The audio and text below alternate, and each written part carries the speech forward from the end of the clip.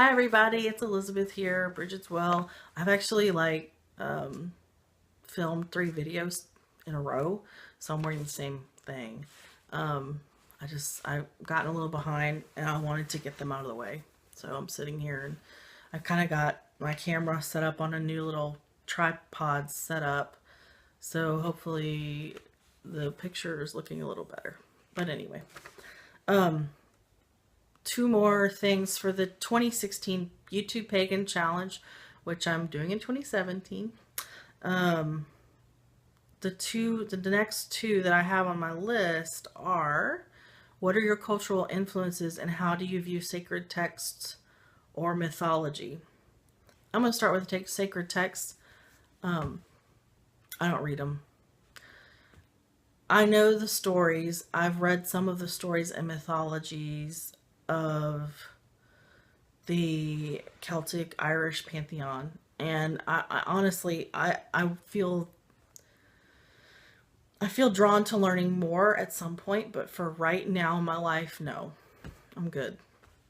Now I am starting on the Bardic grade for Order of Bards, Ovates, and Druids, and I do believe there's a good bit of mythology in there, so I imagine that will be part of my training. As far as previous to now, it's not really something that has interested me a whole lot. I know basic stories, but for me, this path is more experiential and emotional than worrying about the historical mythology.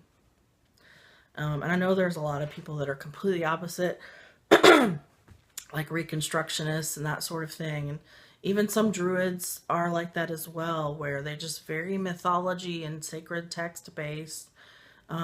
But for me, that's just kind of not how that's just not really how my spiritual path is at this point. I'll be totally honest with you, I get bored. I enjoy reading, but I don't like reading very dry things. So for me, the mythology can be kind of dry in the way it's written. And maybe that's just because I haven't found the right one yet. The second question is, what are your cultural influences? And I'm not even totally sure what this question means. So to me, I was trying to figure out, does it mean cultural influences of the gods that I work with, or cultural influences of my life and how they relate to paganism? I don't know. I work with Bridget and I work with Carnunos. So those are Irish Celtic deities. Culturally, ancestrally, I am all of my ancestry, with the exception of a smidgen of Native American Cherokee, is from the UK and Ireland. And I'm going to say the UK and Ireland, and I realize that there's more parts to that, so please don't hate on me. But for ease, I'm saying UK and Ireland. So my family came over here fairly early on in the history of the United States. We're not recent immigrants, you know. I had my sisters traced a lot of our genealogy back to over to Scotland, Wales, Ireland, and England. And so I had ancestors that fought in the Revolutionary War, etc., etc. So we don't have any recent immigrants from that part of the world. Okay, as you can see, I have totally different clothes on than I did just a second ago. My camera got full, or my phone got full actually. So it completely died as far as like being able to take more video.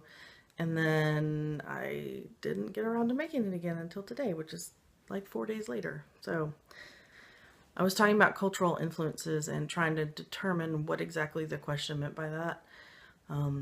My family, like I said, we haven't immigrated recently. We've been over here in the United States for quite some time. And as far as, and I'm sorry, my eyes are a little allergy eyes today, so I'm gonna try not to blink too much. But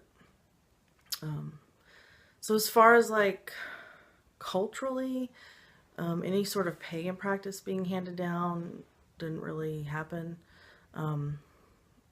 my family is very Christian and very involved in the Christian church up until probably my generation, and which kind of now has bled into my parents are not involved in the church anymore. That's a whole nother story. But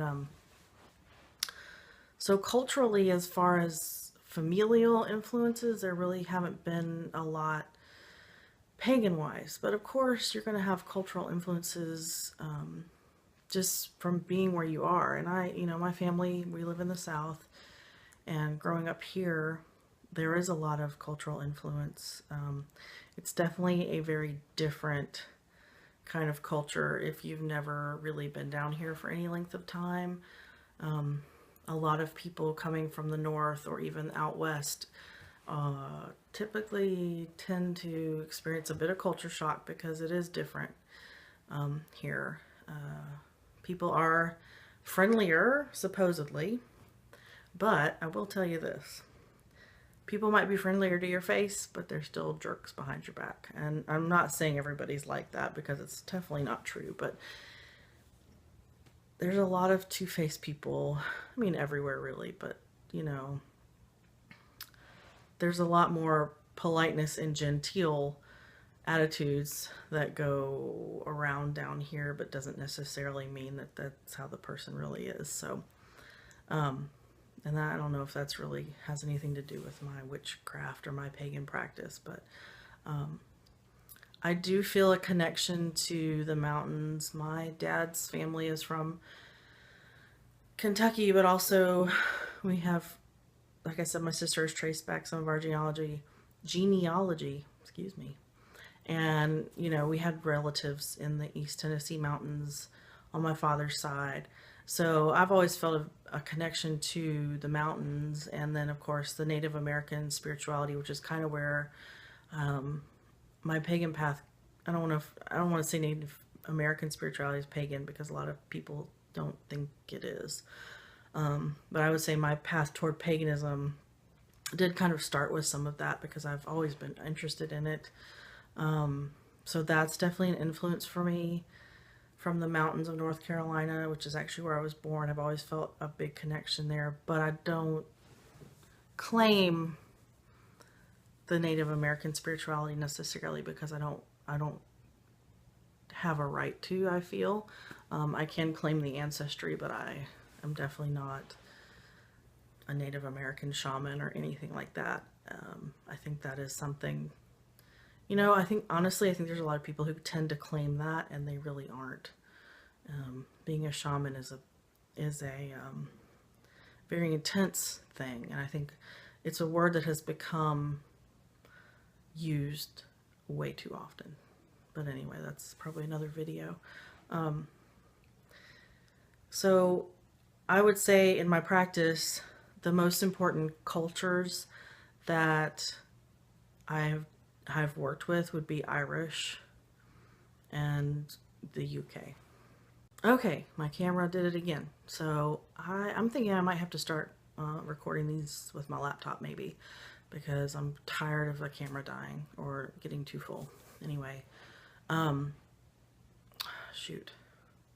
Oh, what I was saying was, before my sister traced our genealogy, I didn't know exactly where we had come from. I knew that we were from, I think I knew we were from like Europe, the European area, I was guessing. But, and she did, she actually has a library degree, a master's in library science with archival work. But she traced our genealogy, and basically, except for the bit of Native American that we have, it all goes back to, I think, mainly England, Scotland, Wales, and Ireland. So, and I've always had an affinity with those cultures, even before I knew that that's where we were from, and even before I would consider my pagan path starting consciously. I've always been interested in England and Scotland, Ireland, Wales, and so I would say my cultural influences would definitely be the pantheons, the magical practices from those areas, which is really cool because I'm finally, after at least 20 years, I'm getting to go to Ireland for the first time in 2 months. I will be there 2 months, in 2 months. So that, for me, and I don't know why it took so long, but I think part of the reason is because I hadn't totally connected with Bridget yet, and it wouldn't have been, the trip wouldn't have, the trip has that extra meaning to it now because we're going to Kildare at least one day while we're there. And so for me, I guess the Irish spirituality and the Celtic, I don't want to lump them all together because Irish and Celtic are different. Irish might be considered part of Celtic by some people, but you know, Irish magic and spirituality, English magic and spirituality, Scottish, Welsh, French, you know, all the lands that make up the Celtic lands have their separate identities as well. So I don't want to lump them all together, but Celtic and Irish. So I can get them all, I guess. But I guess those would be my cultural influences as far as that part of the world is concerned. I'm also, you know, with my connection to the mountains and that part of the country, I think hoodoo is interesting. I know there's like Appalachian hoodoo. I think it's very interesting, but I haven't really gotten into it a whole lot. At one point, my husband was interested in it, but he really hasn't taken that much further than just kind of a very basic reading of it. So I think it's interesting. I think a lot of the practices are kind of neat, and we have a couple of practitioners that I know of here in town. I'm sure there's more, but like, you know, that sell their things and do readings. And there's one little store here in town that does readings and sells lots of like Lucky Mojo products and that sort of thing, which is kind of a fun little place to go.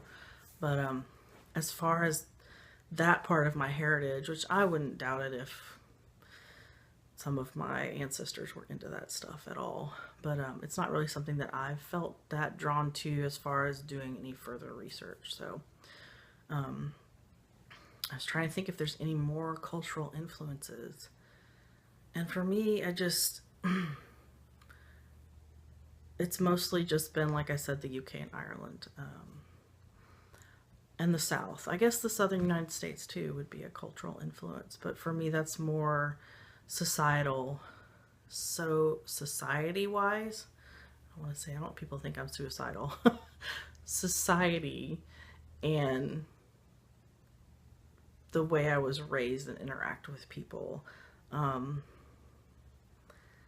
So it does definitely influence me, but I don't know, I guess as far as my paganism is concerned, the way that would influence me would probably be being in the closet, broom closet, because you just have to kind of be careful around here. There's a lot of people who believe that witches are evil and are going to hell, and they'll, you know, people, especially in this day and age when people are starting to get a little nutso about different people who are different.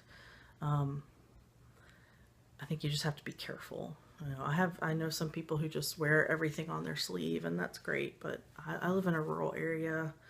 I do have a couple stickers on my car, but they aren't blatantly pagan. And so I'm cautious around here, just because people can get a little bent out of shape when they find out you're not Christian. So, but anyway, as far as cultural influences, I think that's it. And hopefully that's what the question was for. I'm not really sure. But yeah, so there we go. Today I've been thinking a lot too about what other things I can do on this channel besides just the YouTube Pagan Challenge videos, because I think they're great, but I also think that, you know, it's time for me to start coming up with some things of my own. So I'm throwing some ideas around in my head, like maybe doing some crystal work, or maybe some nature walks, that sort of thing. I'm just going to have to kind of see where it goes, but I do have some ideas formulating in my head of where I can take my channel. I appreciate everyone's watching. I hope you enjoyed my video and that you have a wonderful day. Many blessings.